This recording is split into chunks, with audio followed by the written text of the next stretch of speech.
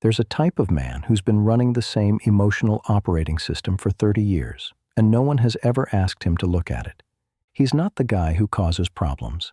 He doesn't make scenes, doesn't complain, doesn't burden people with what's going on inside. He handles things. He shows up. He keeps most of what he carries to himself because that's what he was built to do, and he's genuinely good at it. But quietly, over time, something happens. The friendships thin out. Conversations with his partner stay on the surface. His kids are polite but hard to read. And he can't quite locate what's wrong because nothing dramatic occurred. Nobody left angry.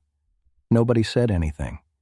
People just drifted. If you grew up in the 70s or 80s, the emotional curriculum was pretty consistent. Don't need too much. Don't make your feelings someone else's problem. Handle it and move on. Most Gen X men graduated that program with honors. What nobody told them, what didn't come with the package, was that the same habits that made them capable and self-sufficient would eventually become the thing quietly pushing people back. These aren't character flaws. They're adaptations, patterns that made complete sense in the context they were built for. The problem is, they didn't stay in that context. They followed him into every relationship, every friendship, every room he's walked into since. Today, we're going through 8 of them. And if you're the kind of man who actually looks at himself honestly, you'll recognize more than one. The first pattern is emotional containment so practiced it's become invisible, even to him. This isn't the man who shuts down in arguments. It's subtler than that. He just doesn't open doors. Not dramatically. He simply never built the habit of opening them. And the people around him, over months and years, stop knocking.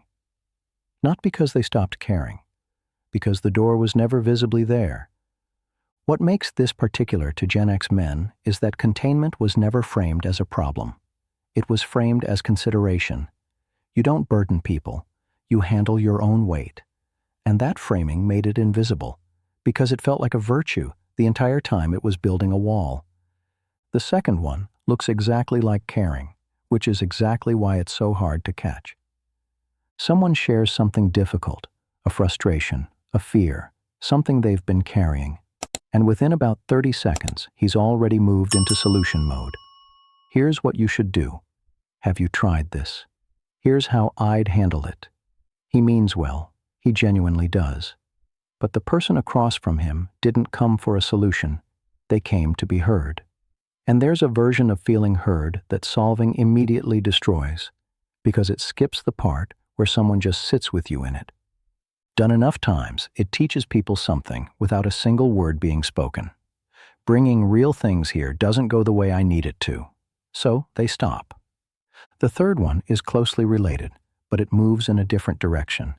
He handles everything, doesn't ask for help, doesn't show strain, never appears to need anything from anyone. And from the outside, that looks like strength, because in a lot of ways it is. But there's something people can't quite connect with in a person who never needs anything. Invulnerability, sustained over years, stops reading as strength to the people living beside it. It starts reading as distance. You can admire someone you can't reach. You can't get close to them. Here's where it gets more specific. When conversations move into emotionally complex territory, when something real is on the table, there's a particular kind of Gen X man who gets slightly quieter, slightly more practical, slightly busier. It's not a dramatic exit. It's barely noticeable in any single moment. But the people closest to him map it over time. They learn exactly where the invisible line sits, and they stop crossing it, not out of frustration, but because they've been trained by experience to expect the withdrawal. He's usually not aware he's doing it. It's a reflex, not a decision. Something learned so early and reinforced so consistently that it stopped feeling like a choice decades ago. But a reflex still has consequences, whether it feels intentional or not. The fifth pattern is the one people almost never talk about because it moves too fast to catch. It's not the big reactions. Those are obvious. He knows about those.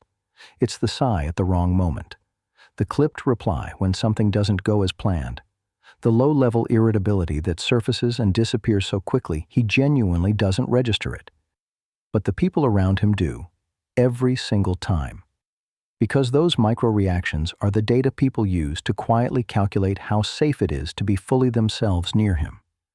It's not the blow-up that sets the limit. It's the accumulation of small signals that nobody ever mentions out loud. The sixth pattern has been building for decades, which is exactly why it's so hard to see. It started as something reasonable. Fairness, maybe. Accountability. Keeping track of who did what, who said what, who showed up, and who didn't.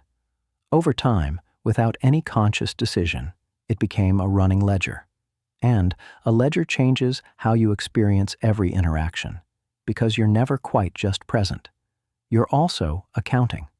From the inside, it doesn't feel like resentment.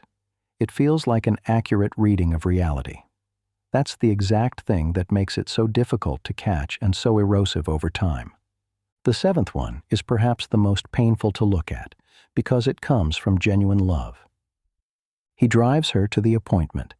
He remembers what she ordered. He fixed the thing she mentioned twice.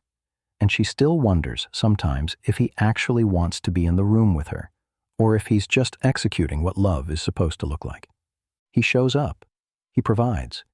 He handles the logistics of caring for people, fixes what breaks, shows up when it counts, takes care of what needs taking care of. Those things are real. They matter.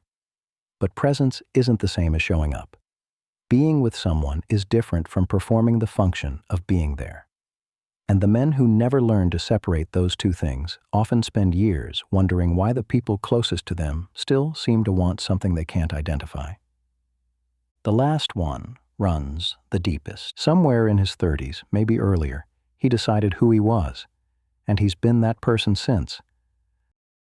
That kind of self-knowledge reads as confidence, and in many ways it is. But there's a version of it that stops being strength and starts being rigidity. The people around him have changed. He hasn't or won't or genuinely doesn't see the need to. And the gap that opens between a man who stopped updating and the people around him who kept growing is the kind of gap that doesn't announce itself. It just becomes the permanent distance between two people who never had one conversation about it. None of this is an indictment. These patterns didn't come from nowhere. They were logical responses to a specific upbringing, a specific era, a specific set of instructions about what a man is supposed to be. They worked, in the context they were built for. The problem isn't that he ran them. The problem is that they kept running, long after the context changed, in rooms and relationships that needed something different. Recognition is the first real move. Not therapy, not a personality overhaul. Just one honest question, asked in a quiet moment. Is this still working, or is it just familiar? Those are two very different things, and most men never stop to separate them. The kind of closeness that actually lasts isn't built on capability or consistency or never needing anything. It's built on the moments where someone let themselves be real, and the other person didn't have to guess at what was underneath. That's available. It just requires looking at the operating system, maybe for the first time.